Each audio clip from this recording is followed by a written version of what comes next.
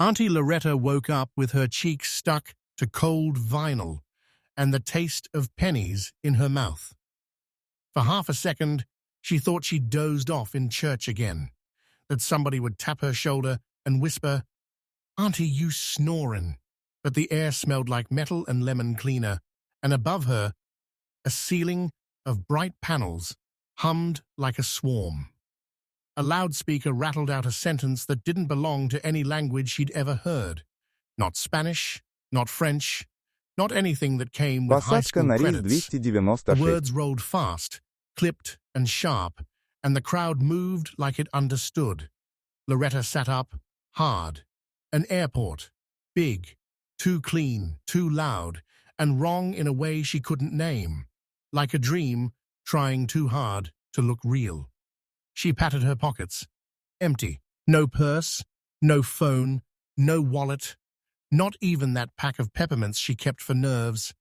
Her hands went to her head wrap on instinct. Still there. Earrings still in. Wedding ring still on. Everything she'd wear inside her own house, and nothing she'd wear outside it. A man in a grey uniform walked past and looked straight through her, like she was a smudge on glass. "Excuse me," she said, standing. Her voice sounded small against the engine roar of the place. "Sir, can you tell me where I am?" He didn't slow down.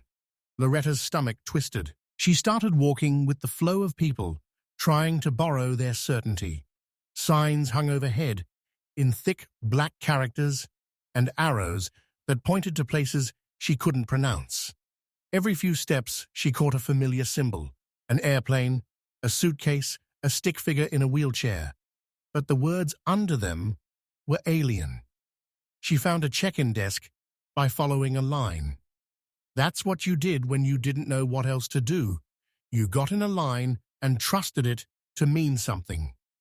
When it was her turn, a woman behind the counter looked up with practiced boredom. Her lips moved, quick and impatient. Loretta leaned closer. "Ma'am, I'm lost. I don't have my—" She swallowed. "I don't have anything. I need to get home." The woman blinked and said something again, then tapped a screen and turned it so Loretta could see. A passport icon, a fingerprint icon, a question mark. Loretta shook her head slowly. No, I don't have that." The woman's eyes hardened. She lifted a phone receiver, spoke into it, then pointed to a spot on the floor marked with a yellow square, like Loretta was being parked.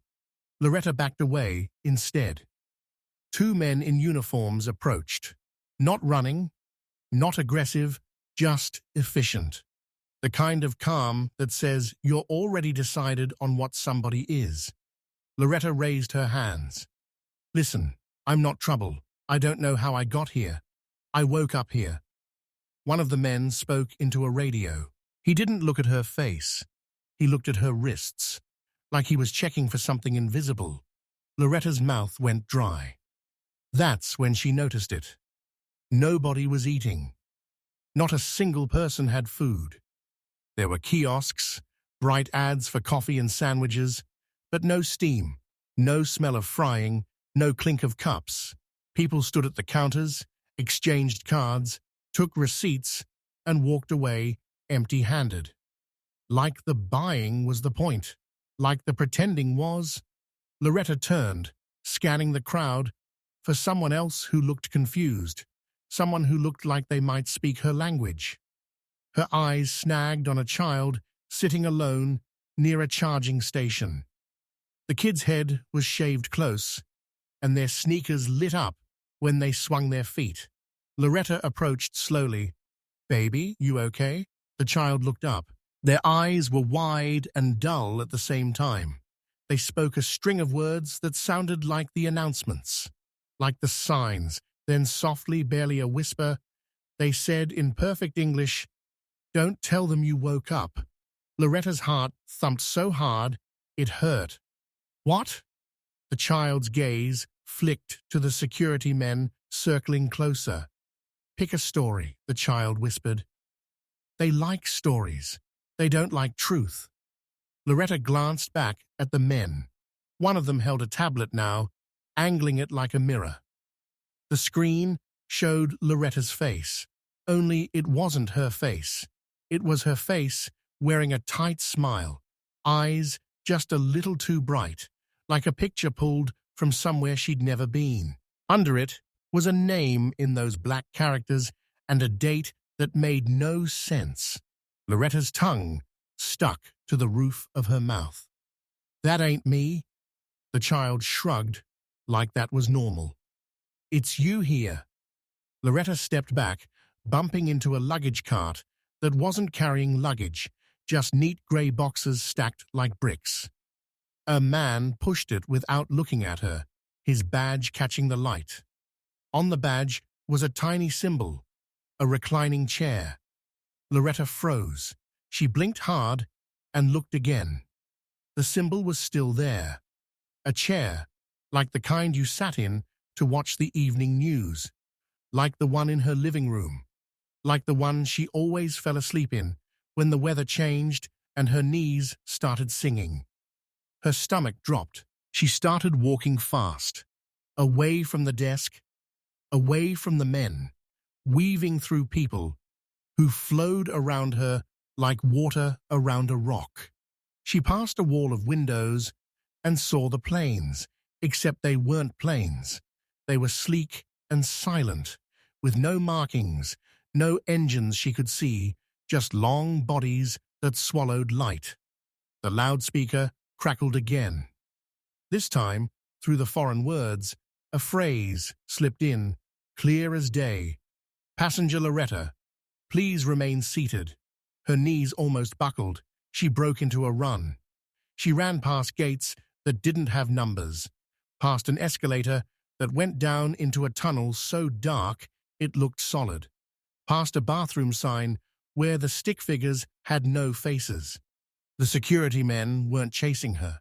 They didn't need to. Every time she turned, they were simply there. Not closer, not farther, just placed, like pieces moved on a board. Loretta pushed through a set of glass doors marked with a red symbol, an arrow pointing back into itself. The air changed immediately, colder, thinner. A hallway stretched ahead, empty except for one thing at the end. A recliner chair, her recliner. Same brown fabric with the faint burn mark on the arm, where Uncle Reggie once dropped a cigarette and lied about it. Same crocheted throw draped over the back like a shawl. Loretta stopped. Her breath came in little knives. "Auntie Loretta," a voice inside her said, half scolding, half pleading. "You know better. Ain't no chair in no airport." Behind her, the hallway filled with the soft shuffle of feet. Not rushing, not angry. Waiting. Loretta stepped toward the chair. Each step felt like walking into deep water. The chair sat under a single ceiling light that buzzed like the ones above her at the beginning. On the seat was her phone. She grabbed it with shaking fingers and pressed the power button. The screen lit up. No service, no bars, just a single notification, bright as a warning. "Wake up." Her thumb hovered. "Lord, I'm trying." She hit the button anyway. The screen flashed. For a split second, she saw the airport reflected in it. Signs, crowds, the two security men, the child watching with old eyes. Then the glass went black and showed only her own face, pale and sweaty, staring back. Behind her reflection, something moved. Not a person, not a shadow. Something that looked like the airport itself bending, like a picture warping when you press a finger into it. Loretta's lips parted. "What do you want from me?" Her reflection smiled, and it wasn't her smile. The loudspeaker's voice dropped into English like a knife sliding in. "Choose a story, Loretta." Loretta squeezed her eyes shut and did the only thing she could think to do. She told the truth like it was a weapon. I'm home, she whispered. I'm in my house. I fell asleep in my chair. My knees hurt. The TV probably still on. I am not here. The air around her trembled, angry, like she'd insulted it. The shuffle of feet stopped. Silence thickened. Then the child's whisper drifted down the hallway, gentle and sad. That's not a story they like. Loretta opened her eyes. The chair was empty. The hallway was gone. The airport was gone. She was sinking, falling without moving, through a dark that smelled like lemon cleaner and old fabric.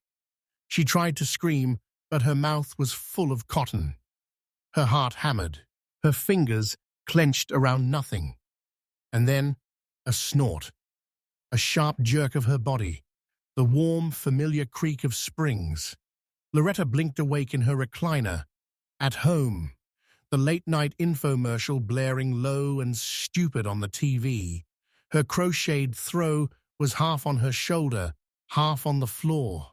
A cramp sat in her calf like a warning. Her phone rested on her lap, screen dim, perfectly normal. She stared at it for a long time before she dared unlock it. No strange notifications, no foreign characters, just missed calls and a weather alert. Loretta exhaled slowly, trying to laugh, trying to shake it off. Then she noticed something that made her blood run cold. On the inside of her wrist, faint as a fading stamp, was a yellow square, like a mark from the floor at a check-in desk. Loretta pulled the throw tighter around herself and turned the TV volume down until the room was quiet enough to hear her own breath. In the hush, she could swear she heard a loudspeaker far away, crackling through static, saying her name like it had never stopped. It was all but a dream. She snoozed off into a dream. Get some rest now. Loretta, good night.